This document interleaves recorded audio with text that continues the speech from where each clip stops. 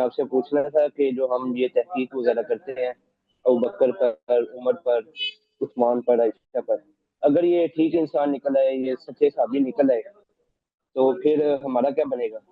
تو پر آپ اس وقت چینج کر لینا نا بھائی، جب حق پتہ چل جائے نا، ہمیشہ حق کی اتباع کرنی ہوتی ہے. اگر پتہ چل جائے کہ ایک آدمی صحیح آدمی، پہلے آپ کا گمان غلط تھا، وہ صحیح آدمی نکلا، تو پھر ماننا چاہیے آپ کو، ٹھیک ہے نا. لیکن ہم نے مصادر ہم نے سب دیکھے ہیں. آپ یہاں پہ علماء جو آتے ہیں نا، وہ پوری کوشش آج سے نہیں، وہ کئی سو سالوں سے شیعوں کے مقابلے میں جو کتابیں لکھی گئی ہیں اور آج جو مناظرے آپ کے سامنے ہوتے ہیں، وہ ایسے وہ اپنی تحقیق فل کر کے آ جاتے ہیں، تیاری فل کر کے آ جاتے ہیں. اسی لیے تو یہ راشد رضوی صاحب ادھر نہیں آتے، حنیف قریشی صاحب ادھر نہیں آتے، ان کے اکابر ادھر نہیں آتے، کیونکہ ان کے پاس کچھ بھی نہیں ہے. یہ جو آپ جس احتمال کا ذکر کر رہے ہیں نا، اگر یہ احتمال ممکن ہوتا تو وہ ابھی تک ان باتوں کو کتابوں کے دل سے نکال کے سامنے لا کے لگا دیتے.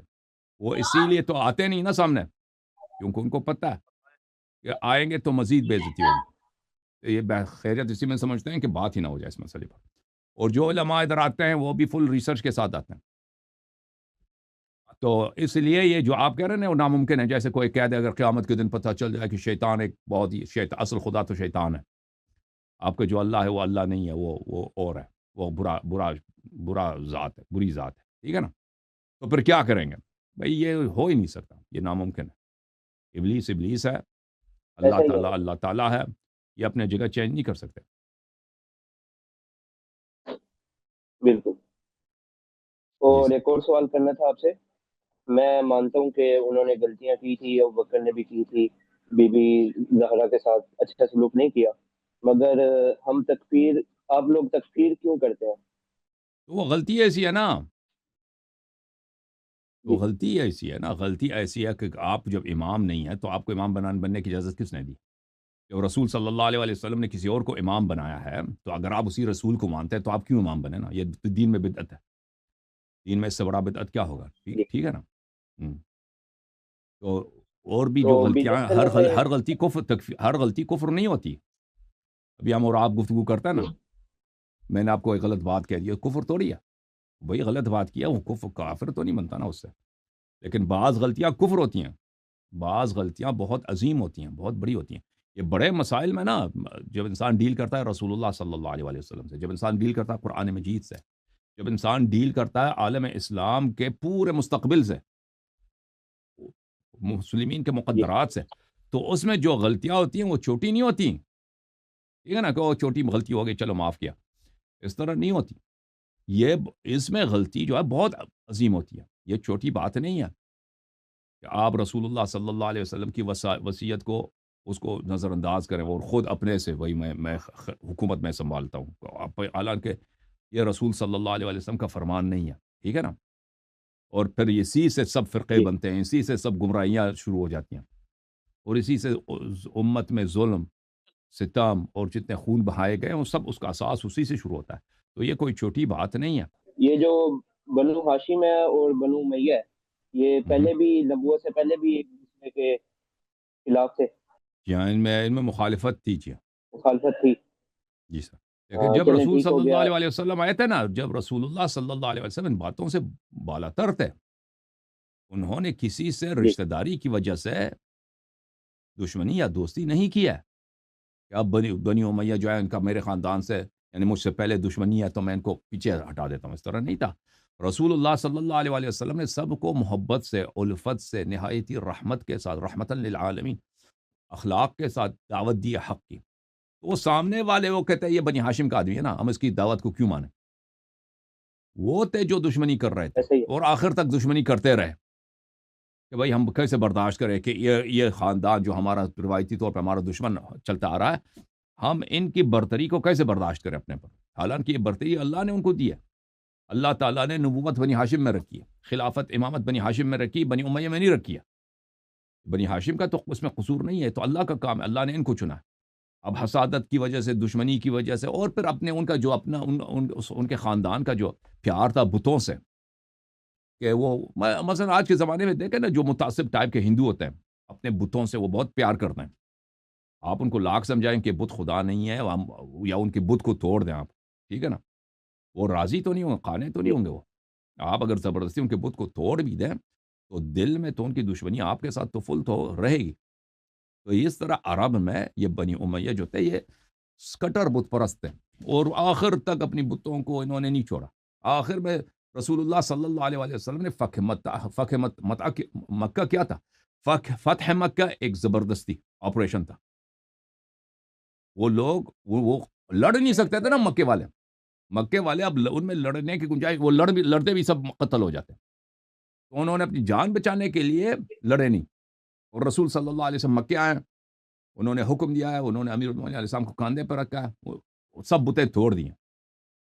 اب وہ جو یہ بتیں توڑی گئی ہیں، انہوں نے یہ تو خوش تو نہیں تھے کہ ان کی بتیں توڑی جائیں. وہ تو جی وہ قتل ہو جاتے اگر بتوں کا دفاع کرتے. اسی لیے انہوں نے وہاں پہ کوئی مزاحمت نہیں کیا.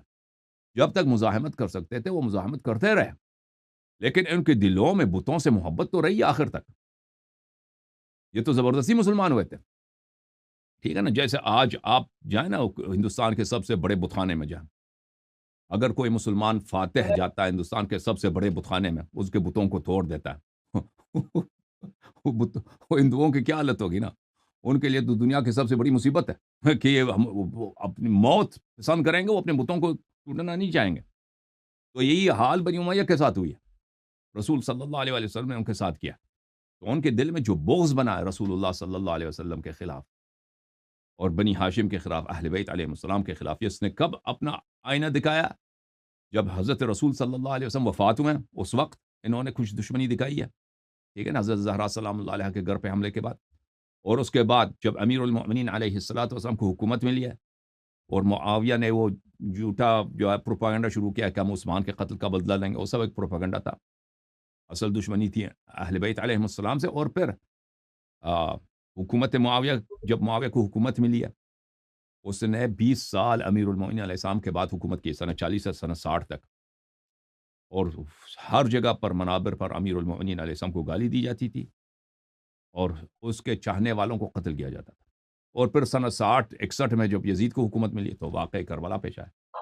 اور پھر بنی مروان آخر تک، جی بنی امیہ کے وہ ایک شاخ ہے بنی مروان، حکومت جو ہے یزید کے بعد بنی امیہ سے کٹ کے بنی امیہ کی شاخ سے ابو سفیان کی جو اولاد ہے اس کی شاخ سے الگ ہو گئی اور بنی مروان کی شاخ میں چلی گئی، عثمان کے خاندان میں.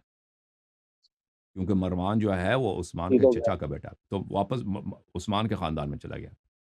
تو انہوں نے تو کوئی کسر نہیں چھوڑی نا اہل بیت علیہ السلام سے دشمنی اور ان کو گالی دینا اور ان کو شیعوں کو قتل کرنا اور ممبروں پہ لعن طعن کرا دینا اور احادیث نقل کرا دینا ان کی تنقیص میں، اور ان کے دشمنوں کی شان میں احادیث بنوا دینا. جی سر، مزید کوئی سوال نہیں آپ کا بھائی؟ ختم ہو گیا آپ کا سوال؟